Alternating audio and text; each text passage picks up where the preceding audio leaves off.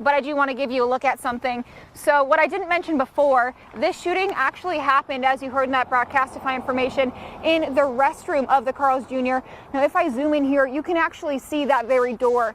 And as they did so, police were there, including SWAT, heavily armed. Fire started yesterday at just about 50 acres. It's now burning over 8,000 acres. I am just surrounded by this blackened field.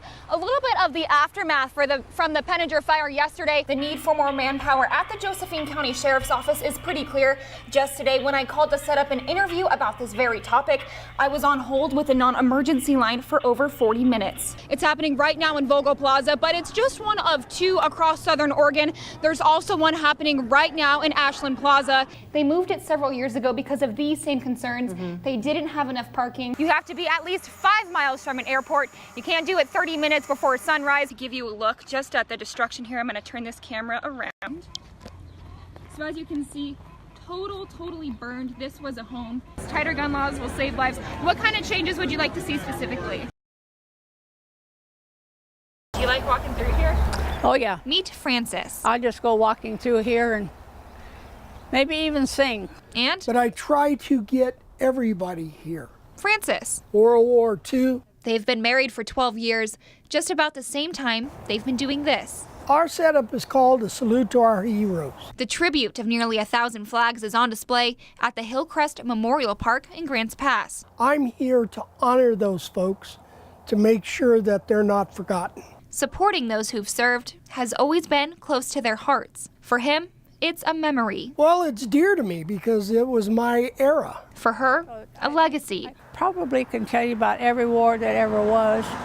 I had somebody there. But together, they show their thanks and honor those who made the ultimate sacrifice. Here's one for you. The Rowans have collected all of these artifacts over the years. And this is a letter. Pieces of the past that tell to Sergeant Tom Fox. A very special story. I never got a chance to tell you, thanks for holding the door. I never knew for sure until today that you didn't make it.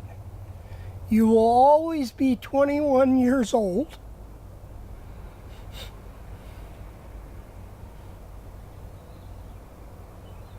And today I played with my grandchildren and thought of you. That wind has been terrible to these. It takes days to set up this display. But for the Rowans, standing back and looking at the finished product is just as magical now as it was more than a decade ago. I stand back and cry.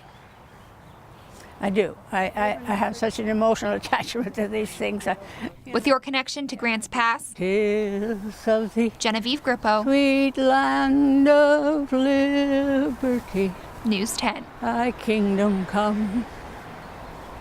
It's unethical.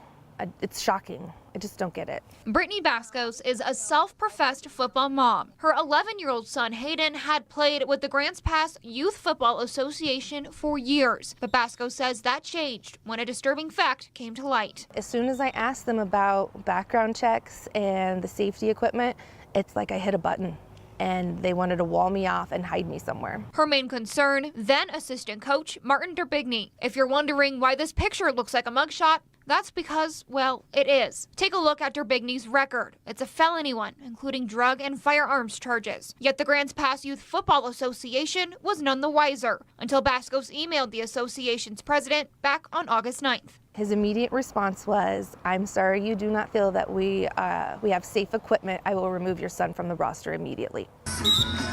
The Grants Pass team is part of a larger football organization called the Rogue Valley Youth Football League, and they are members of the Amateur Athletic Union. All coaches and volunteers are required to have what's called an AAU card. To get one, they have to pass a background check. But the AAU had never received Derbigny's name and didn't even know he was coaching until last week. I went to our database, and the individual in question I immediately notified them he has no AAU card. He did not have an AAU card last year.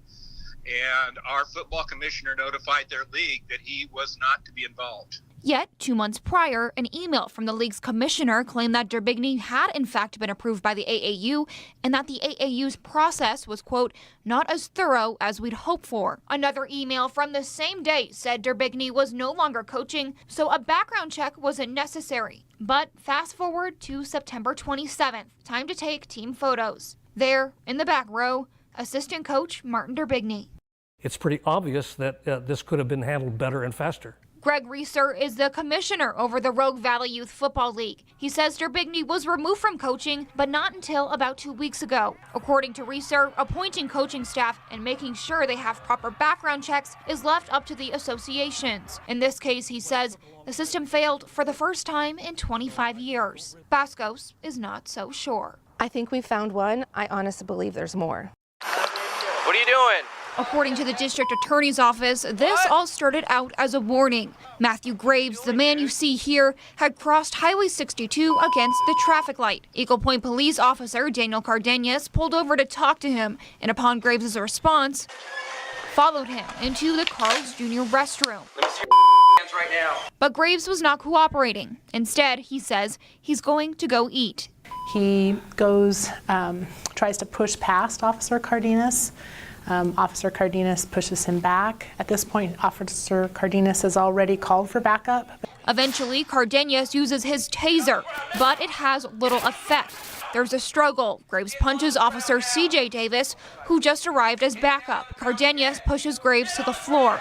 Davis sees a black object on the ground and believes it's a gun. At that point, Officer Davis announces to the effect of, he has a gun, it's a gun. Officer Cardenas questions that and says he has a gun, or there's a gun, and Officer Davis says gun. In a split moment, Officer Davis realizes the object was actually a taser, but it was too late. The release of the body cam footage has incited both outrage and support for local police on social media. One Facebook user's comment reading, quote, "This should not have ended in a shooting. This guy shouldn't have even been pursued into Carl's Jr. He did nothing that deserved dying." Another simply stating, "You don't threaten a cop." But other community members still do not agree, especially because of Graves' mental health history. He was diagnosed with schizophrenia several years ago. That's why following the shooting, Rhonda Capello organized a rally meant to emphasize the importance of de-escalation training within law enforcement. Now, after seeing this body cam footage, Get on the ground now! Get on the ground now! she has another rally in the works. There's a lot of people that want answers, a lot of people that are angry.